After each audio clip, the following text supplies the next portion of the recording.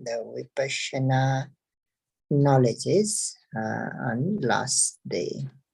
So we finished to talk the Ariyavasa, the fifth Ariyavasa. Today we will move on the sixth one. So the sixth Ariyavasa is to given up the searching, to given up the looking for, or to given up searching for. So that is the sixth Ariyavasa. We have to be free from searching. We have to be free from seeking for, or we have to be free from looking for. That is the sixth Ariyavasa. So to understand more about the seeking for, or for looking for, or searching for, Buddha mentioned the three kinds of seeking. And they are Kamesana, Kama Esana. Kama means the sensual desire or the sensual object. Esana means seeking. So seeking for the sensual pleasure or the sensual object or the sensual desire, that is the first seeking. And the second is Bhava Bhavesana, Bhava Esana. Bhava means life, Esana means seeking. So seeking for the life, that is the second seeking. And the third one is Brahmacharya Esana. Here Brahmacharya means the Brahmacharya means the practice itself. The practice, high level practice. Asana means seeking. Or we can also say that the practice which can lead to the liberation, that is the Brahmacharya. So the seeking for that practice is the third one. So these are the three seekings mentioned in the Ariyavasa.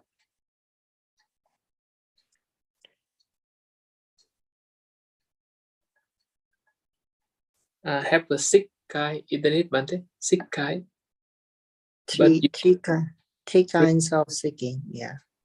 Among these three asana or the seekings, the first one, Kama asana, seeking for the sensual desire or the seeking for the sensual objects, sense objects, means always looking for the good sense object, pleasant sense object, like always want to see good, always seeking, want to hear good, always want to smell good, always want to taste good, and always want to touch good. As the result, so always looking for that, looking for the good sides, looking for the good visions, looking for the good, the pleasing visible objects. Similarly, with the sounds also, always looking for the good sounds, the pleasant sounds, always seeking for the good smell, always looking for the good taste, always looking for the good the touches or the tangible objects. That is what Kama Asana. And that is what we are doing every day in our life. Like early in the morning, as soon as we open our eyes, what we do, we look for something good. It could be the vision, it could be sound or voice, it could be smell, it could be the taste as a food, and it could be the tangible objects.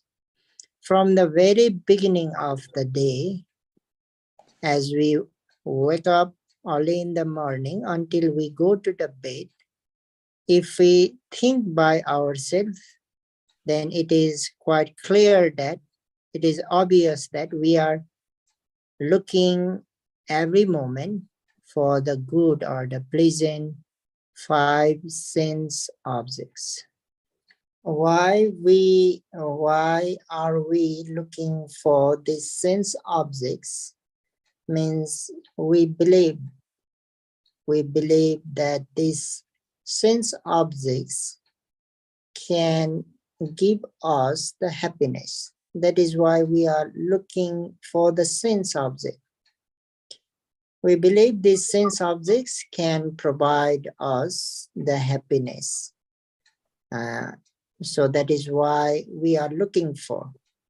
And in some sort, of course, they give us some kind of delightfulness, some kind of pleasant feelings. But in fact, this karma, this hunger, or this greed never satisfies. If we get one, then it asks for another one. Who is asking for seeking the sense object means none other than the greed or the hunger.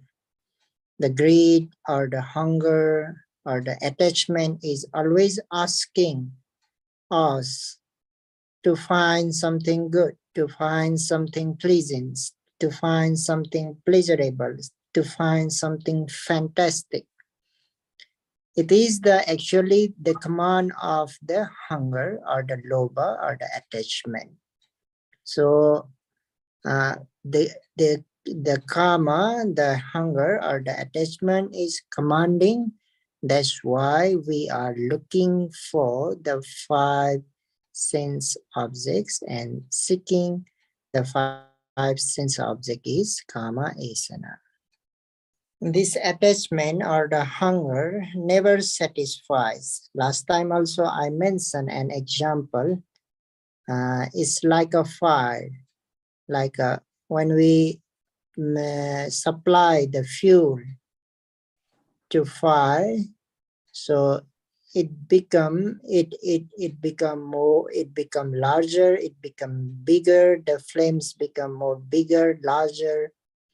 So the more we supply the fuel into the fire, the more it become bigger and larger.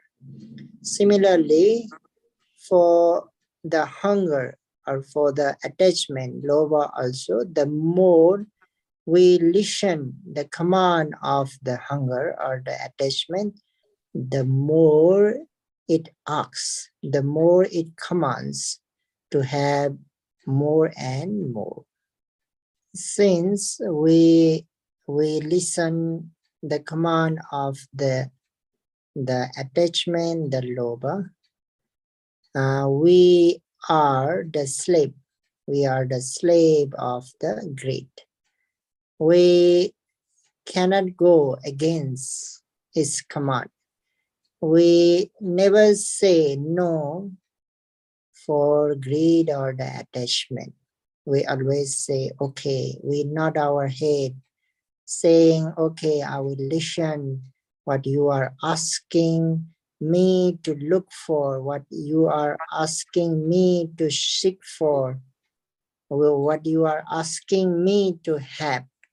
So we always listen the command of the greed. We never go against it.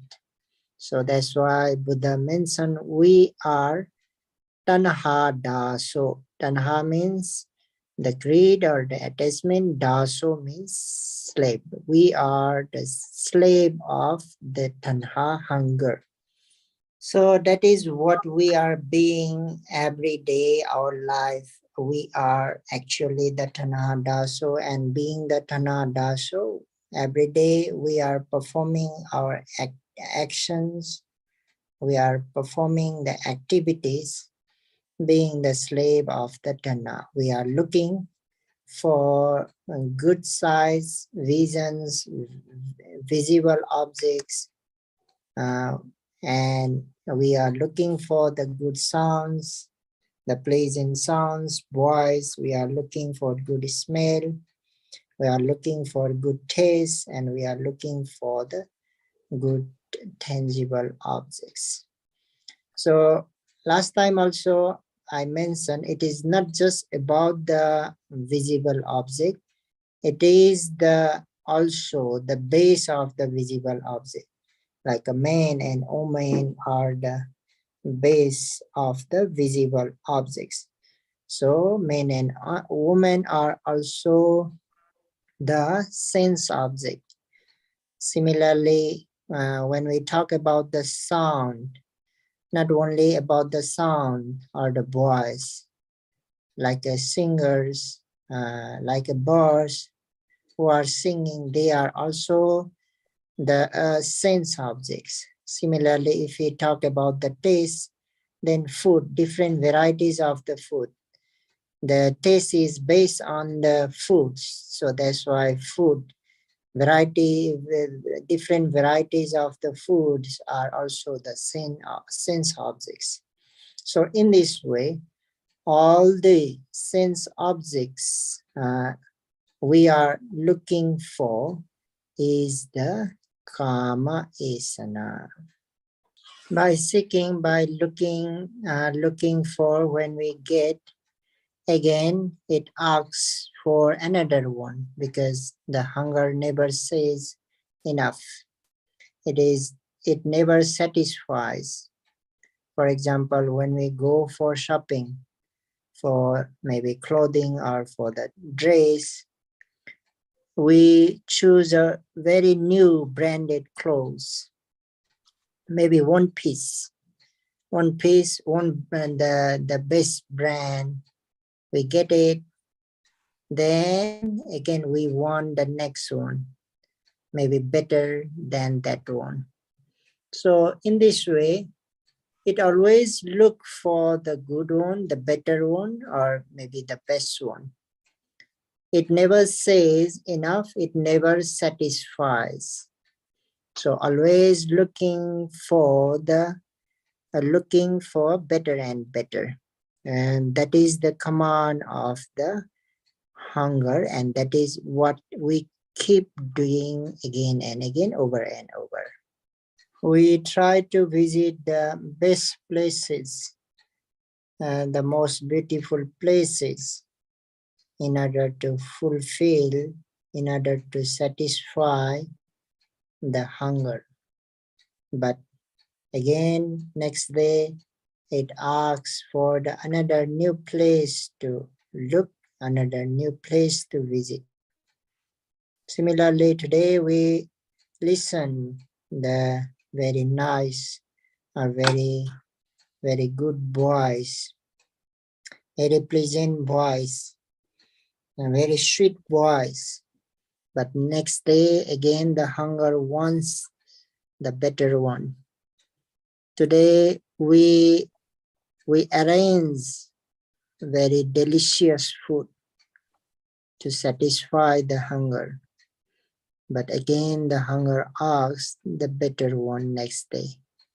And whenever the hunger asks for the better one, we seek for in order to satisfy the hunger, because we are the slave of the tanha, and we keep seeking and seeking. The seeking of the sense objects never lasts until we have the hunger, until we have the greed.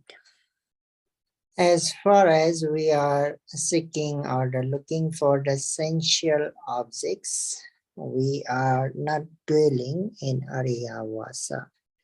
So in order to dwell Ariyavasa, what we need to do is we have to be free from seeking the sense objects. Only when we become the non-returner, Anagami, at that time the seeking for the sensual object will be stopped, or we can be free from seeking the sensual object, because anagami, the non-returner, does not have any desire for the sense objects. He dispels or he destroys all the desires related to the sense objects. So no more sense desire.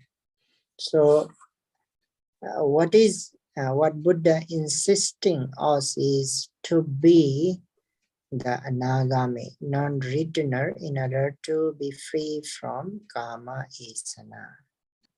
But before that, while we are practicing in order to be the non-returner, while we are practicing vipassana meditation and developing the mindfulness, the own protection, at that time also we are looking for nothing. We are just observing the presently arising object. It could be rising, falling, it could be the in-breath and out-breath, or it could be thinking and thoughts, or it could be the sensual and the objects, the pleasant or the unpleasant objects arising in the body, the any presently arising object. So while we are observing or noting those presently arising objects, at that moment also we are seeking for nothing. We are not seeking for sense objects. So at that time also we are giving up. We are giving up the kamesana. So that's why at that time also definitely we are dwelling in Ariyavasa. During the practice also, kama asana, seeking for the sensual objects, arises. Like some of we, when we sit down, when we close our eyes, when we start meditating, as soon as we meditate, we want something good feelings, we want something pleasant feeling, we want something like immediate happiness. Instead of meditation or the observing the presently arising object, what we keep doing is we are looking for something good, something pleasant object. And that is also the kama asana, what we shouldn't do. We should not looking for something good object, something pleasant object, or something that makes feeling good. That is not the purpose of meditation. So if we are doing so, then at that time also we are not dwelling in Ariyavasa. We shouldn't do that. When unpleasant sensations are there, at that time also we are looking for something good or the pleasant object. So that is also the kama asana. We should not looking for the pleasant object. When there is the unpleasant feelings, at the time we should not look for the pleasant feelings. What we need to do is we have to just be in present moment. We have to note whether the object or the sensation is pleasant or the unpleasant. We have to note. And when pleasant sensations or the objects are there, sometimes we want more, the more pleasant objects, more good objects, and sometimes we expect it to last forever. So that kind of expectations are there, and that is also the kama asana. That's why we have to be careful while we are practicing meditation. We should not expect for the pleasant object, we should not expect for lasting long. We should not expect for better and better pleasant objects. If we are looking, searching for, or if mind is expecting for something, at that time we have to note immediately and we have to subside it. And when we subside and when we remain in presently arising object, at that time we will be dwelling again in Ariyavasa. Okay, this is about the Kama Asana. The second is Bhava Asana. Bhava is life, Asana is seeking. Seeking for the life or seeking for the good life. So we may be expecting, we may be wanting to have the better life. Better life in this very life also, or maybe next life also. We may be expecting, we may be wishing, we may be hoping to have the good life in next life also. Or sometimes we may be even praying for that. May I have the good life, or this or that kind of life in next life. So that kind of seeking or the looking for is called Bhava Asana. Sometimes when we see someone who is having the better life, we may expect like it would be better if I had the life like his or like her, maybe next life, or we may be praying for that. That is also seeking for the bhava, the life. Maybe when we listen the talks about the celestial lives and the life of the devas and the celestial beings, so again we may expect for the deva lives. Or when we listen the talks about the life of the Brahmas, then we may expect for the life of the Brahmas. So means we are seeking or the searching for those lives. That is Bhava Asana.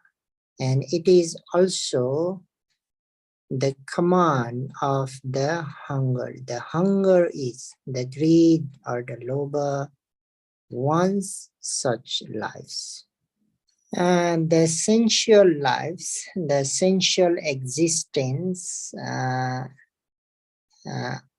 the Kama Asana that we have just mentioned, the Kama Asana, the seeking for the sensual objects, actually already includes the seeking for the sensual existences also. So that is why typically we can also say that the Bhava Asana particularly refers for seeking the lives of the Brahmas. And we do know that there are the two types of Brahma life, Rupa Bhava and the Arupa Bhava. Arupa Bhava means formless existence, and Rupa Bhava is existence with forms. So here in Bhava Asana, typically we can just take the seeking for those life also. The non-returner, Anagami, can destroy the Kama Asana completely, but yet not can destroy the Bhava Asana, because non-returner still have the attachment to the Bhava, the life. So the Arhat, path and fruition knowledge, only can destroy the Bhava Asana. That's why Buddha insisting us to be the fully, the perfect noble one, or to develop the fourth path and Prussian knowledge. But anyhow, as we mentioned early, while we are practicing meditation, while we are observing the presently arising object, at that time we have no any mind or the mentalities which are seeking for, neither for the sense objects nor for the objects of the life or the seeking for the life. So that's why at that time also we are dispelling the karma asana, also we are dispelling the bhava asana also. Our mind is free of these both kind of asana. That's why at that time we are dwelling in Ariyavasa. The third one is the Brahmacharya asana. Brahmacharya means holy practice or the virtuous practice, or we can also say that noble practice. So seeking for the noble practice means because of illusion and the delusion, we ordinary beings are unknown of which is the right path. What is the right path? So that's why we always seek for the holy path, whether this is the right path, whether that is the right path. We are yet unknown of the perfect, the holy path or the virtuous path or the noble path. That's why we often keep seeking or the searching for the path in belief that I can be free from suffering by walking on this path. So searching for the way or for the holy practice is called Brahmacharya asana. We often change the path also. If someone says, oh, this path is better one, then we may try that one. And if someone again say, no, this one is better one, then we may try that one. So in this way, we are seeking for the noble path or the noble practice. So until we become Sotapanna, the stream winner, we are still uncertain. We are still uncertain of the right path. So what Buddha insisting is to be the Sotapanna, the stream winner, so that we can dispel the Brahmacharya asana.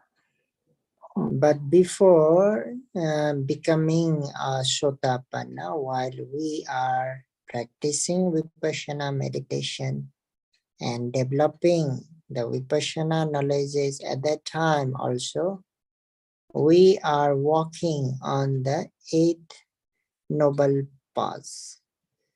Definitely when we are developing the Vipassana knowledges, at that time also we are walking on the 8 noble paths. So at that time also we are not looking for any other the noble path.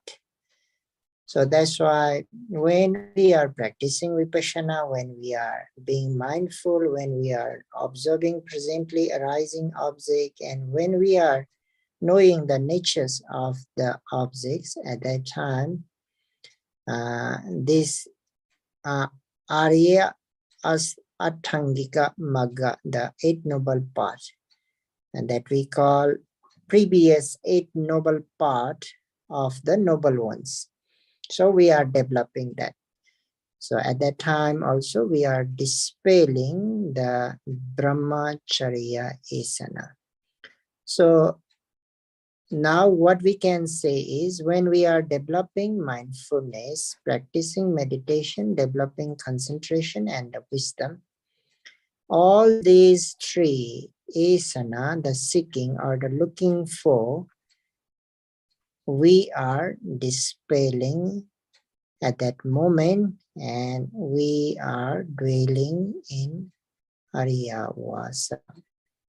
So that's why finally what I would like to say is try to be mindful in order to be free from the seeking asana, the kama asana, the bhava asana, and the brahmacharya asana by being mindful.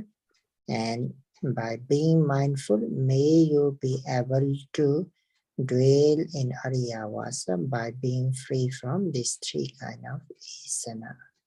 Sorry, I took 10 minute extra time.